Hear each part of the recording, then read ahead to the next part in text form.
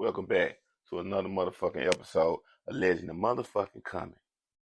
And today, we're going to talk about Ice Spice, the sister that's, doing real big things in the music industry. And she's accused of cheating on her boyfriend with Lil TJay for being colorist and fat phobic. Now, her real name is Isis Naja Gaston, and she is being accused by her longtime boyfriend. Now, the person who is saying that she's cheating is supposed to be her friend named Baby Storm.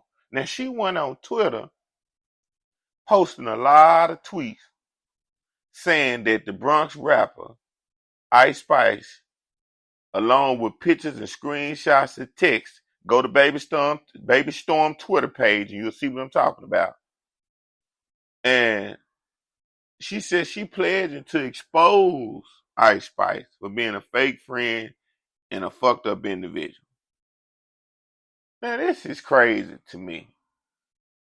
If you really was her friend, why are you going on social media talking about your friend business that you think is fake? Now, who seems faker? Because we wouldn't know, America, nothing about Ice Spice business. And this is allegedly because she could be telling a big bald-faced lie. That's how people do when y'all don't get along no more or y'all fall out and y'all ain't kicking it no more. That's what fake people do. If you have a real friend and a situation occurs where y'all are no longer friends no more, it has to be something serious. But besides that one thing, nothing never else is going to be talked about if y'all are really true friends. You're not going to go out and tell everybody you run into, yeah, my old best friend I used to be cool with, they did this and did this and did this and did this. You're only going to be able to tell them one serious thing if that conversation even comes up.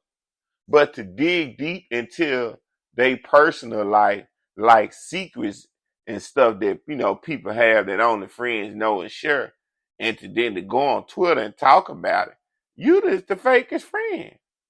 Because nobody don't know nothing about you. Now, it's finna be a war because we know when once women get into it, just like men, it don't stop. Especially with social media.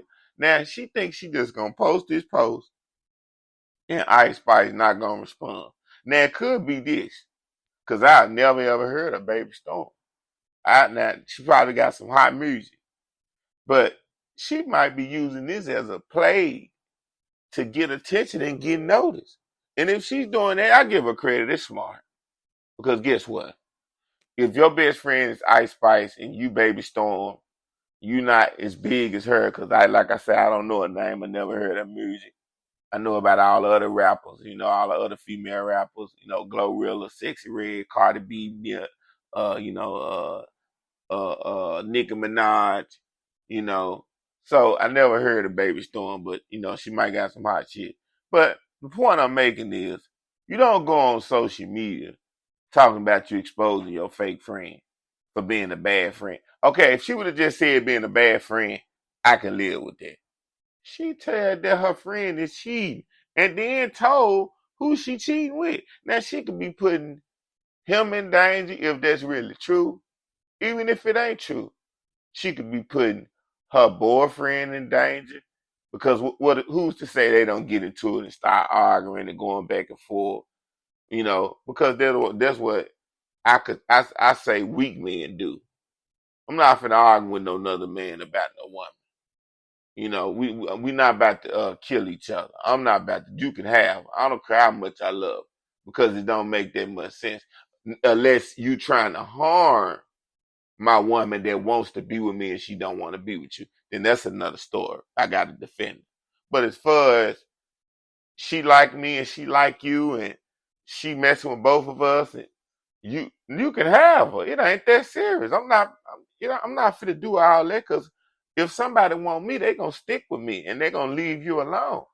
So I'm not finna risk my life and freedom and all this good air we breathing and money out here to be made and vacations and nice trips and beaches and to swim in and you got to be crazy to think I'm gonna give all that away. But they got some motherfuckers there to do it. But in this world we live in, you got to watch who your friend is. You got to be careful.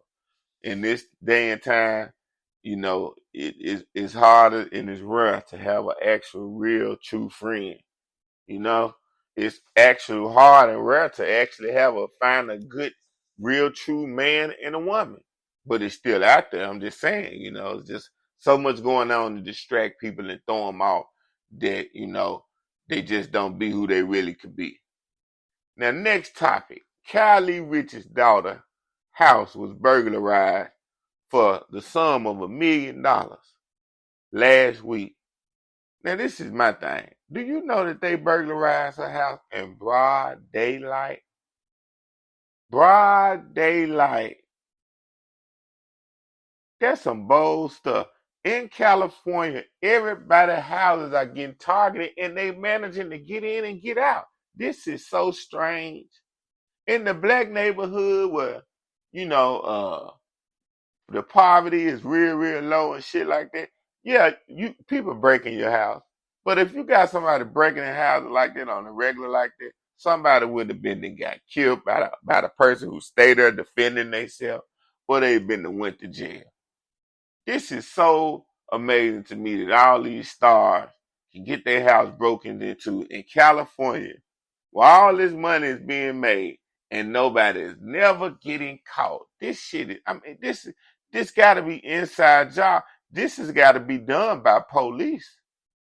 This is some police officers. I guarantee you that's how I feel. My opinion is this is some dirty, not real good cops.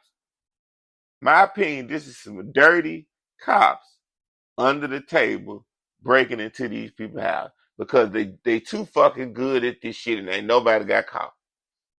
Now, they said that they got away with sentimental and super expensive jewelry, a Hermes bag, designer luggage, high-end watches, all type of shit.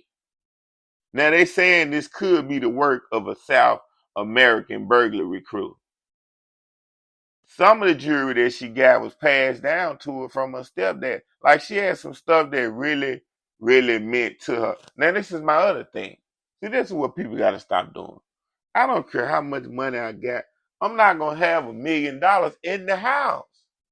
It's crazy. That's what you got banks for, and that's what you got safe for. If people know that you are a sleeping lick or a walking lick, and what I mean by that, America, if you are a walking robbery or a sleeping robbery in progress, meaning everybody know if they catch you out in public, you got something of value that's very valuable, and everybody know that in your house, that's, even if you got stuff to defend yourself, that's a bad thing for people to know. So you want to have, not saying you can't have nice things in your house. We're not talking about the TVs and the bed you sleep on and the equipment that you cook on and, entertainment. We're talking about valuable jewelry and large sums of cash. Now, you always keep a little check of cash in case somebody was able to get in and get the ups on. You don't want them to take your life, that'll save your life. You just give them that little money, they're going to take it and get the hell out of there. But we talking about the type of shit they be doing. Motherfuckers got $100,000, $100,000 Rolex, a $200,000 Audemars watch, a $500,000 Pain. Come on, you can't have all this shit up in the house like that there every single day. Now, paintings and stuff like that, that's fine. If you get that lost, they're just somebody that know art. But when you got jewelry laying around all the time, especially some people that think they got friends, and you invite them over, because don't forget, a lot of people that's rich still have friends that's not rich, and they do nice stuff. They don't give them money and get them rich. They give them nice stuff and invite them to nice events, and these people come over there and see how they living and be like, damn, I got to go back to the ghetto and go back to the regular living, and you going to keep living like this and invite me over here for some wine and some good food. I'm stealing some of this shit. I'm breaking in this motherfucker and stealing some of this shit. So, that's why you can't have that. The point I'm making is don't have that much valuable stuff inside your house or even when you're walking out. Every time you walk out, you got a presidential Rolex sticking out with diamonds showing, a big old diamond chain around your neck, you know, $20,000 shoes, you know. And every time you step out like this. Now, if you got security every time you step out like that, that's fine. But you still make yourself a target too, because people will come up and kill security to get to you. They don't mean nothing. They're just another body. How you think black folks shoot other black folks in the hood when they selling dope and shit? They know when they going over there and them other gangsters got 5 guns. They gonna get 7 guns and say, "Look, we pulling first." So that don't stop nobody. But yeah, you know, Kylie Rich's daughter house got broken in $1 million. Don't have people in your house if you got valuable stuff. You got valuable stuff in your house, keep people out. That's the key. If you want to have $1 million worth of stuff in your house at all times, don't let nobody in but the people that you with and you love. And then you got to worry about nothing. You're going to have parties and shit like a lot of rich people in California snorting coke and drinking wine, getting drunk and shit. They're gonna hit you. They're going to hit you and get you. And we're going to move on to the next topic. And this is the Facebook section. I love breaking down these Facebook posts. It's my favorite part of the show. And this lady on here, she said, so I got a question. What do y'all think is a good age to let your kids start having a boyfriend or girlfriends come over? Because I don't like this. Didn't think it would be this hard for me to be okay with it. Because to me, they still my little baby. Now, this is my discretion. Don't judge me. I'm just saying I don't have any kids, but I have been with women before that had, you know, kids and I was like a stepdad. But if I had kids, I'm gonna give my discretion. This is what I would do.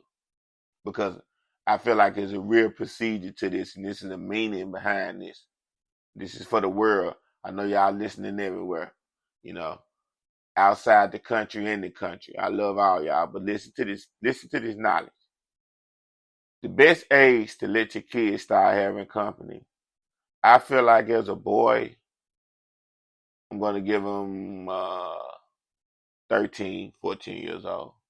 A girl, I would say 15 to 16. And I'm not being prejudiced, I just, you know, the way that I would say. And the reason why I would let the girl have company, because a lot of people are going to be like, well, I let my boy have company, but I ain't going to let my girl have company. I'm about to show you something. If you do that favoritism, your daughter will sneak and go over some of the boys' house. I'm helping you out. You didn't ever think of that. Legend to come and just gave you some game this morning. If you show favoritism and let your teenage son have company, but don't let your teenage daughter have company, she's going to rebel and slick and go over somebody's little boy's house. And I know you don't want that to happen, so this is what you do. I'm giving it to you. You let her have company, but you got to not do nothing while that company is there. You got to be on security. Not stalk them, but be on security so they don't do nothing that you don't think they should do. Now, if they sneak and pull it off like that, just live with it like that. Because it's better that your daughter don't have to hide things from you and go out away from you and get involved in a lot of stuff that can really harm you. Because she's going to be more open to knowing that mom and dad, you know, they're not letting me do what I want to, but they let me do some things just to a limit. So she feel, you know, it's like she's doing what she wanted, but respectable.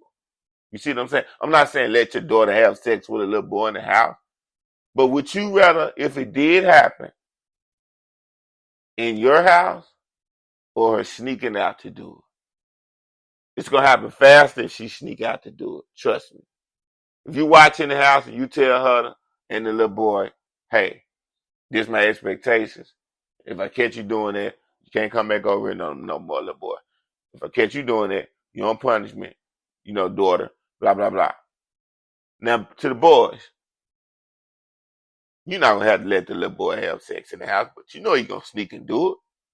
You got to let him know to be respectable. And the same goes for him. You know, you tell the little girl, if I catch y'all, you're not coming back over here with my son no more with your fast. And I'm going to tell your mama too. But they won't hide stuff from you when these things happen, if these things happen, if they cross the line and disrespect your boundaries and your rules. You don't want your kids hiding stuff from you. So that is the answer to that Facebook post. And I ain't gonna do too many today because it's the end of the motherfucking show. You get your week going. Do something with yourself. Do something with your life. Keep it positive. Get some motivation. Keep a plan and a plot and a road in your life to happiness. I want everybody to live great, live long, and live strong. Until the next time, until the next episode, do something with yourself. Do something with your life. You just might be somebody one day.